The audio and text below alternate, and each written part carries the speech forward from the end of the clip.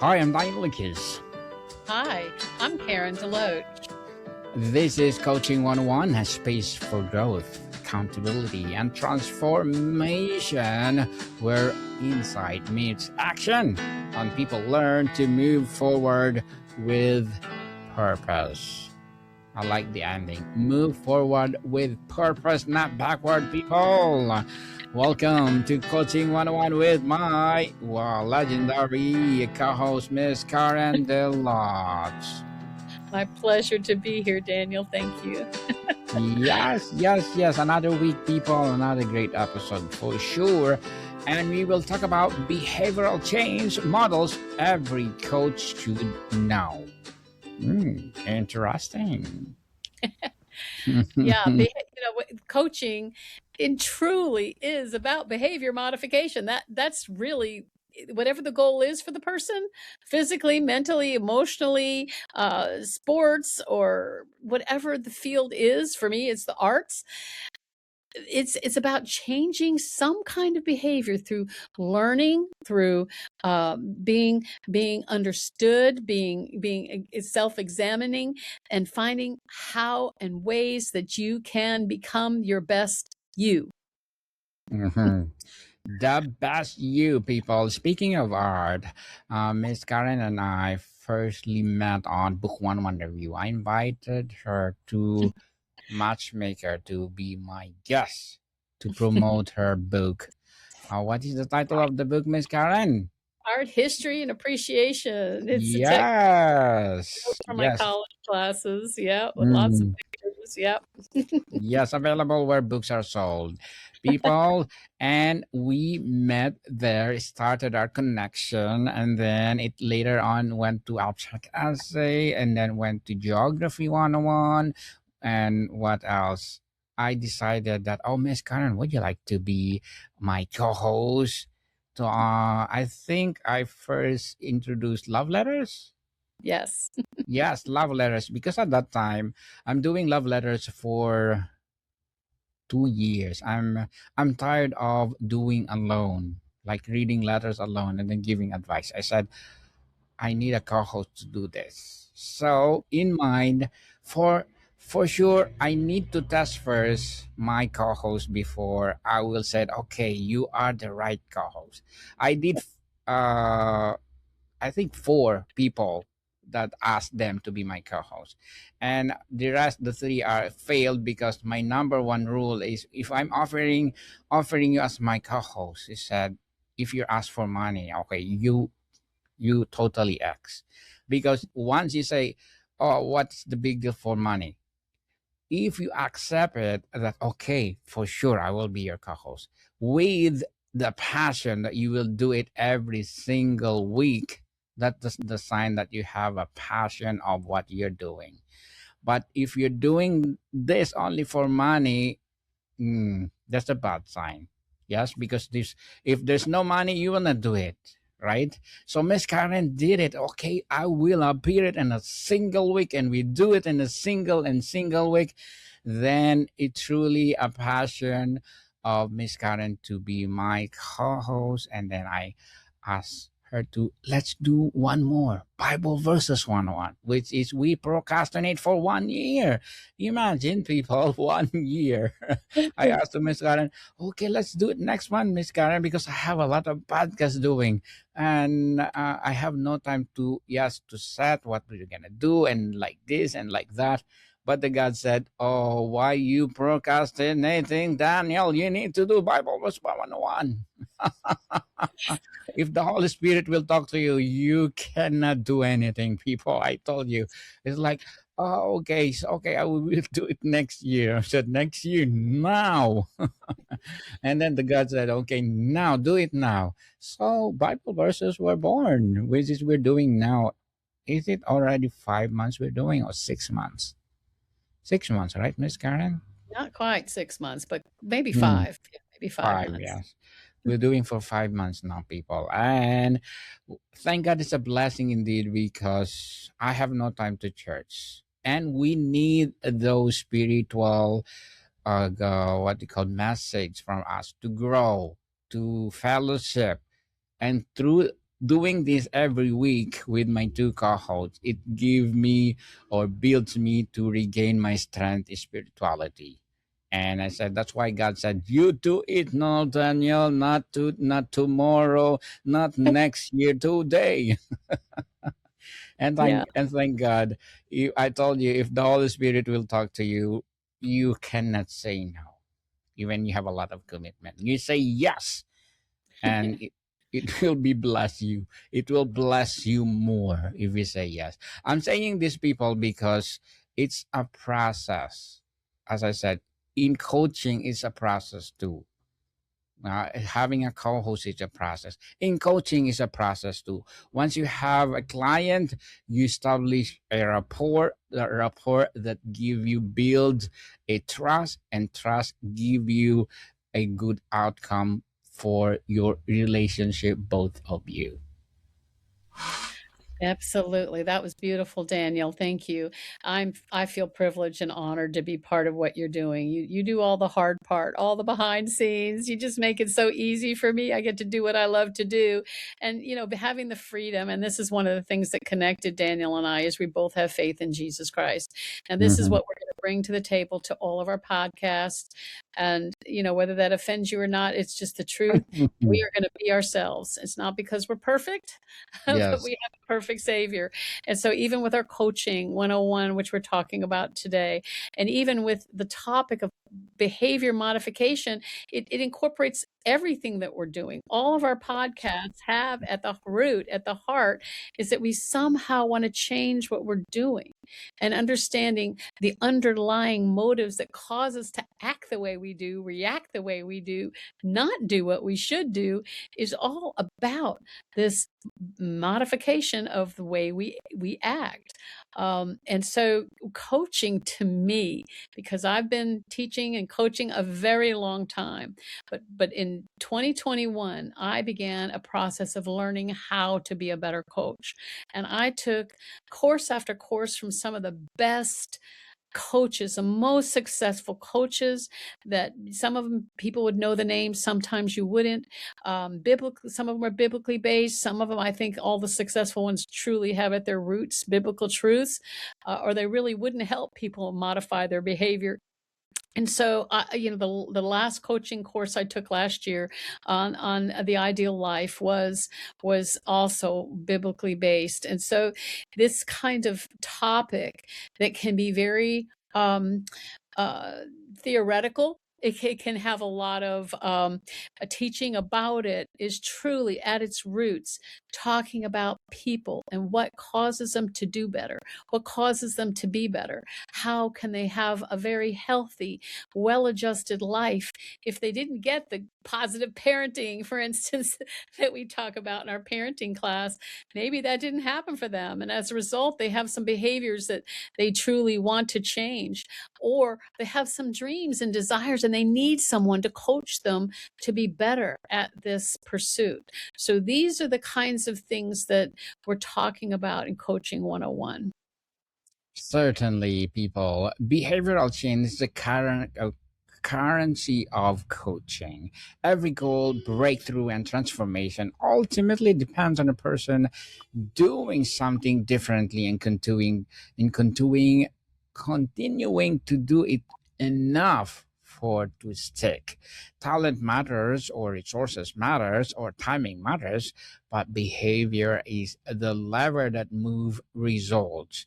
Coaches who understand how change truly works operate the precision rather than hope. They grade guesswork for method, definitely. Yeah. And there are methods. There are some methodologies that are just incredibly successful because they do take into account what Daniel's talking about.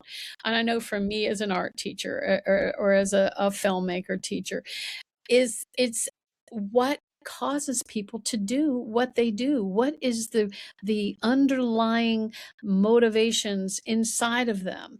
And if you can get an understanding of what drives behavior, then you can much more easily help them modify that behavior. Certainly. The first principle many professional anchor is to trans-theoretical model, which is remind us that people move through stages. Not everyone who says they want to change is ready to act. Just like what I'm talking about a while ago, it's a process, people, to have this chemistry between me and Miss Karen, or between Miss Karen and I. It takes time, not just like in 1 minute, okay, we talk about something and we have a chemistry already. You need to build that chemistry. You know, it's already what is your ups and down in terms of speaking. So it's a process. It's not a quick minute, people. So make sure that in coaching too, you undergone to a process so that you have a successful coaching career. Yeah. And trust takes time to build. Just like, someone doesn't put their walls down immediately just because you're just introducing yourself or because of your role, but they're going to see if you're authentic, if you're being real, and if you're telling them the truth. And if you continue to tell the truths in love an empathy, they call it empathy, we call it love, but empathy in these coaching modules means they're going to trust that you're going to give them good advice. You're going to help them and be alongside of them as they need this coach to help them to do better in whatever it is, the arena. And I know the health and wellness, nutrition is a huge category, especially in the beginning of the year when people want to lose weight or they want to get in shape, they want to eat better, they want to feel better. These are huge arenas of coaching. And there are so many commercials, if you watch anything, so many opportunities to find some coaching, which tell you it works better than just taking some kind of medication. It works better with this process that Daniel is describing, that is bit by bit, stage by stage, line upon line, right? It's not instant. It is, and sometimes one piece of coaching can make a huge difference, a huge difference. But a lot of times it's just building the foundations of the wisdom you're getting step by step and applying them and allowing them to get rooted inside your heart to make those behavioral changes happen on the outside. It happens on the inside first, and then it's visible on the outside. Certainly. Very well said, Miss Karen. And also, motivation becomes more durable when viewed through self determination theory. Human beings thrive when they feel choice or mastery and connection. Remove those nutrients and compliance fades quickly. So, you need to put those ingredients to build them and persistent and strength naturally. Great coaching feeds intrinsic drivers. Hmm. And, a good coach isn't someone you get dependent upon. And this is one of the difference between therapy and coaching is coming alongside for a specific purpose, some specific kind of modification that you're looking for in your behavior, or it's not really about the therapeutic model of looking into the dark secrets of your past, but it does, of course, overlap in some of these arenas as well, right? Hmm. Certainly. And people, high performers are rarely built on heroic effort alone. They rely on systems that makes action easier than avoidance. Prompts, routines, and environmental cues reduce decision fatigue. Coaches who help construct this ecosystem multiply follow through. Discipline becomes embedded.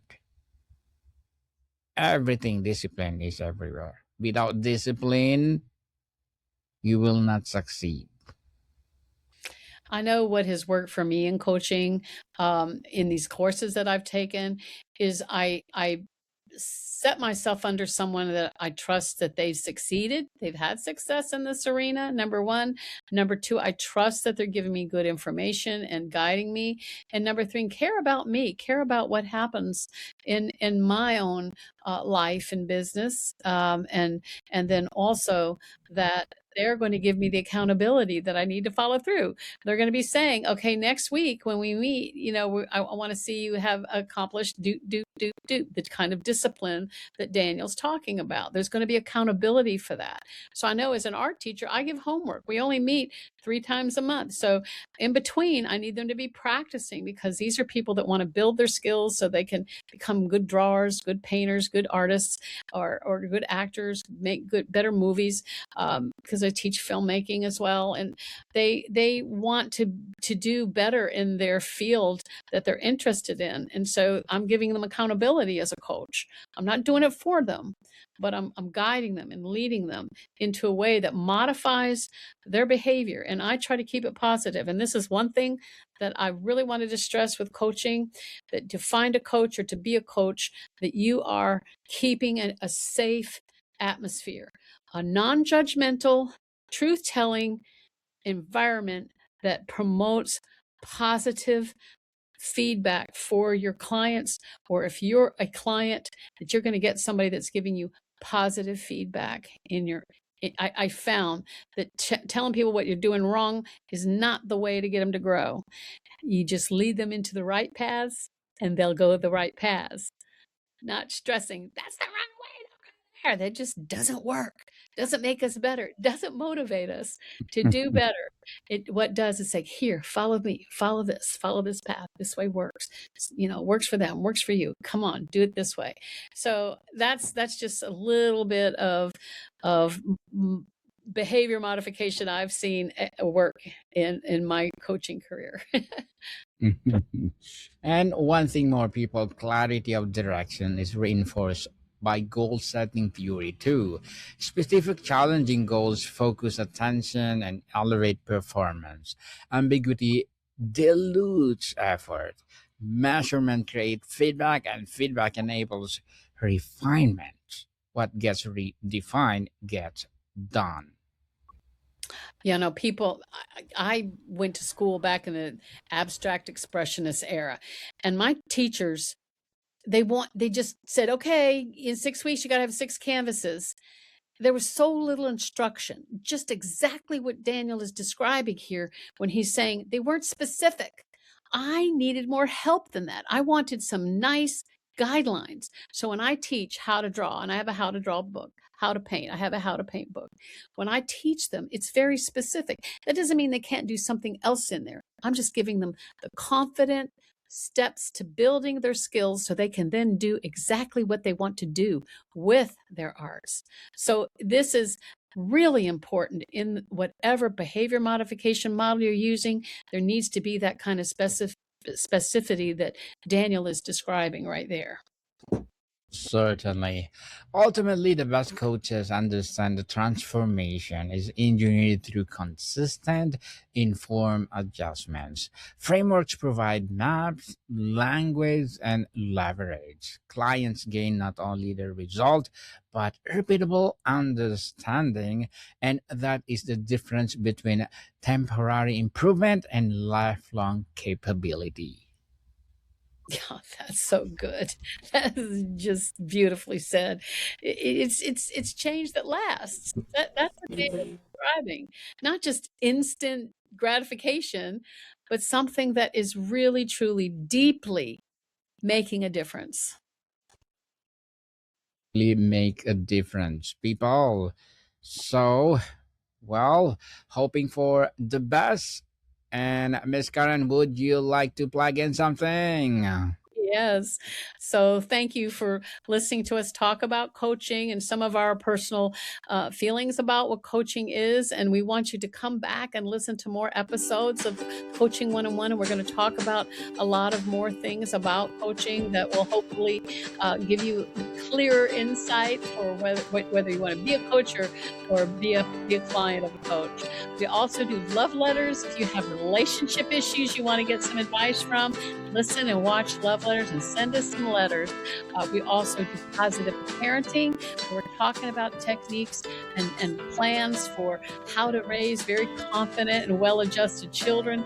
And then last but not least, Bible Verses 101, where we teach different scriptures every week, favorite verses that have had an impact in our lives and could have an impact in your life too.